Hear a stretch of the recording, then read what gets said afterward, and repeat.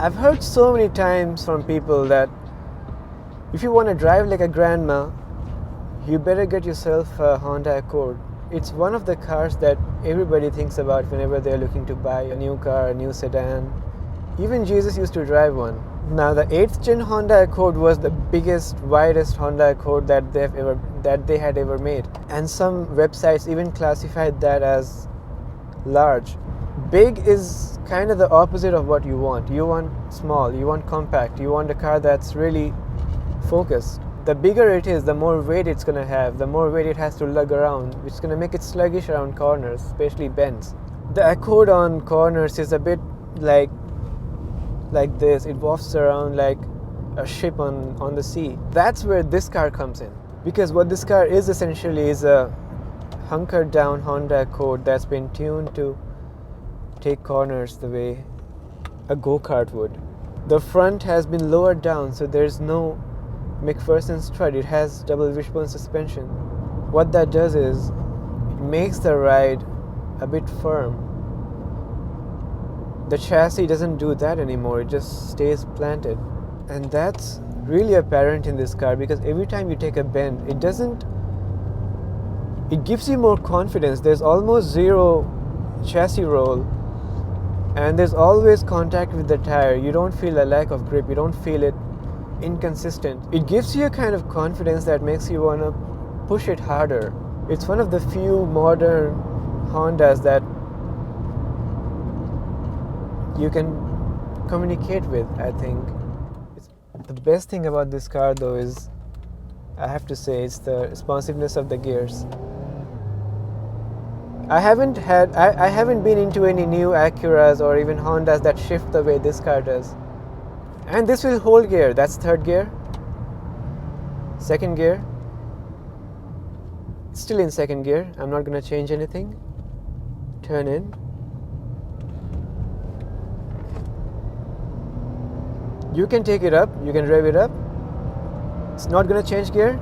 Even if you let go of the accelerator, it's still not changing gear. Put it down again.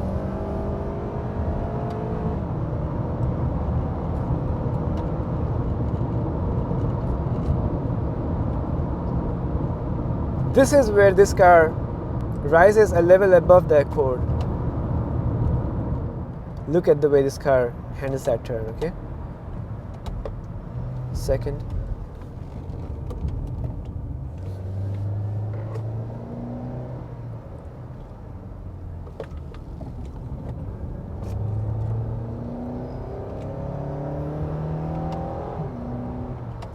I could have fallen out of the seat, but the car would not. It wouldn't budge. There's so much grip. This car was made for drives. It was made for roads like this that go up and down, they go right and left. Having said that, it's equally happy on the interstate. It'll do 75, 80 miles per hour quietly, no noise. At its core, this car is still a Honda, so you get the Honda reliability, and I've seen that over the years that I've had this car. Not once has this car broken down. Also, being a Honda, you get efficiency, and in a tank of gas, you can easily do 630 miles. One time I even got the mileage to show me 42 miles per gallon. It's got memory seats for two, it's got seat heating, it's got dual zone automatic climate control, it's got sunroof, it's got back seats that fold down for more storage. The sound quality is amazing. You have USB connectivity, you have Bluetooth connectivity, you have garage openers. This car is laden with features. You don't need more than this in a daily driver. There are a couple downsides. This rattles on rough surfaces, and it does take premium gas, but I think it makes up for that in its mileage. Another downside, the rear legroom is a bit cramped because this car is small, but that just makes it all the way better to handle.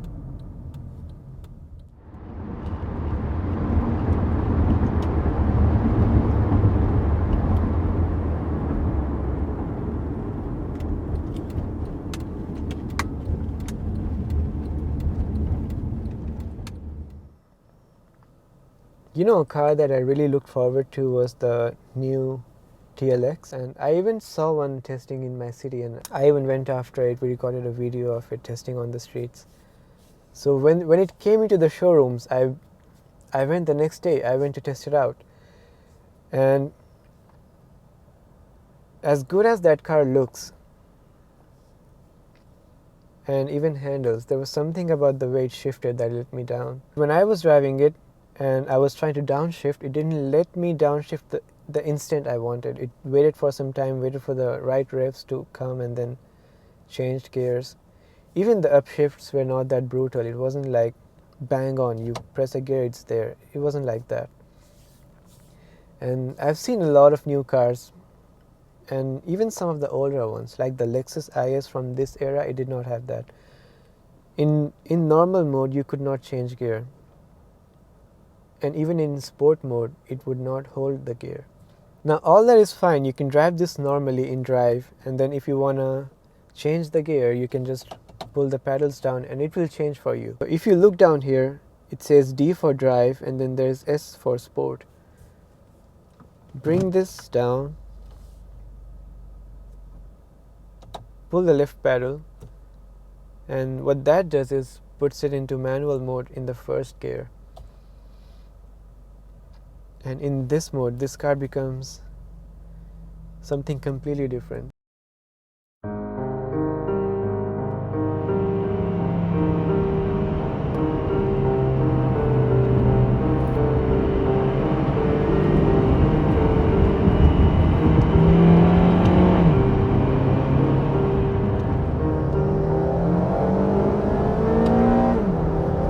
Seven and a half thousand RPM. Second gear. Let's calm down.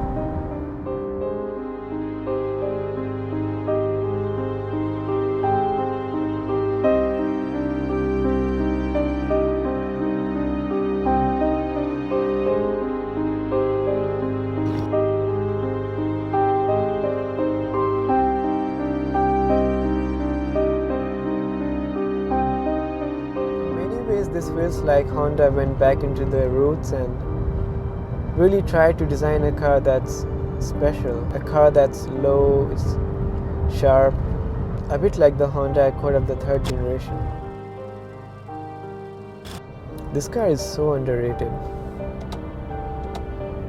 It feels like a car that had to grow up in the Honda family, where everyone was focused on efficiency, reliability, usability, and this wanted to be a Formula 1 car. Never got the chance to do it, but still kept it alive.